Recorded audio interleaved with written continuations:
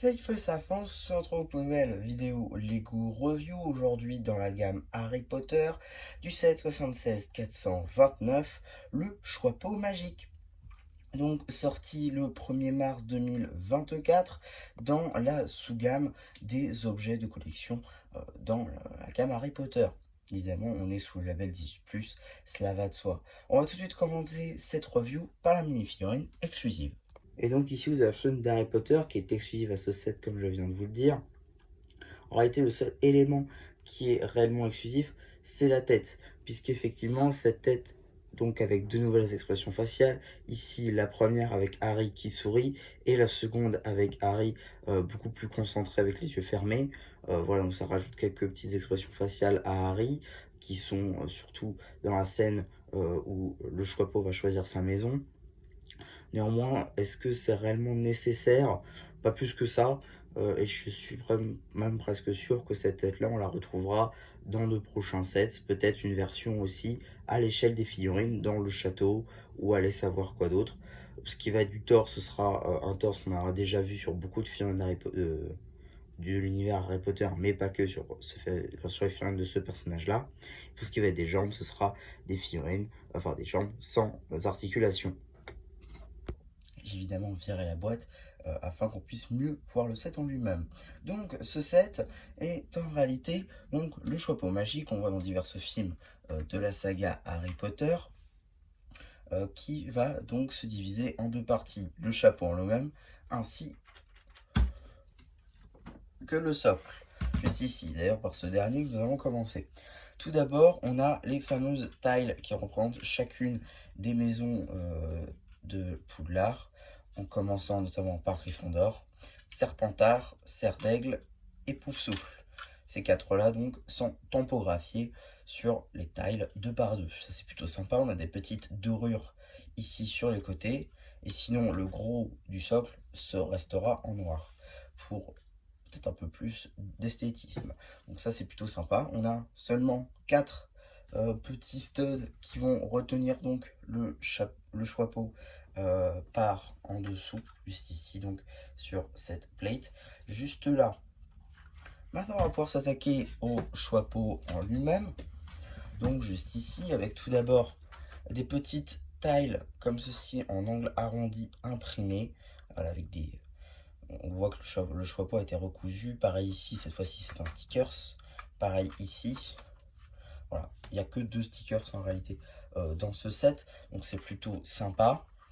On va retrouver néanmoins à l'intérieur du Choixpeau une petite salle juste ici. Où ça fait quelques temps qu'il est sur studio, j'avoue, donc il se peut qu'il y ait des choses qui sont un petit peu démontées. Mais en gros, on a effectivement juste ici le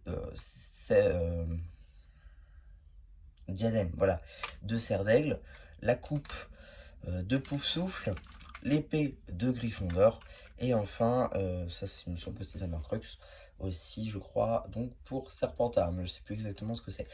Néanmoins, voilà, on a des artefacts des 4 maisons de Poudlard, voilà, ce qui est une petite référence au Choixpeau qui décide de la maison où vous allez dans Harry Potter. On va avoir pour la décoration aussi des pièces qui sont généralement utilisées pour faire de la roche, juste ici, pour faire les plis de notre Choixpeau. Pareil, on va avoir ici l'expression faciale qui, là, voilà, va être toujours activée à l'aide du haut du chapeau juste ici, avec notamment les sourcils qui seront animés, ainsi que la bouche. On va avoir les mêmes décorations juste là, ainsi qu'une trappe à l'arrière pour accéder à l'une des fonctionnalités du set que nous verrons un petit peu après. On aura aussi droit donc à la corde tout autour du chapeau, qui se termine ici avec le nœud, juste ici. Et donc la fonctionnalité principale de ce chapeau, c'est évidemment la brique sonore que je voulais absolument vous faire découvrir. C'est pourquoi je vais tout de suite vous montrer toutes les phrases que va prononcer donc le Choixpeau, tout de suite maintenant. Pour activer le son, on devra juste faire pression à ce niveau-là, ce qui d'ailleurs procurera le mouvement au niveau des sourcils ainsi que de la bouche. Et pour la petite ouverture à l'arrière, elle sera juste ici et vous avez donc accès à la brique sonore juste ici. Donc avec le bouton pour l'actionner, les vis évidemment, et donc vous pouvez faire ça. Voilà, ce qui montera la brique vers la petite tige, ce qui l'activera.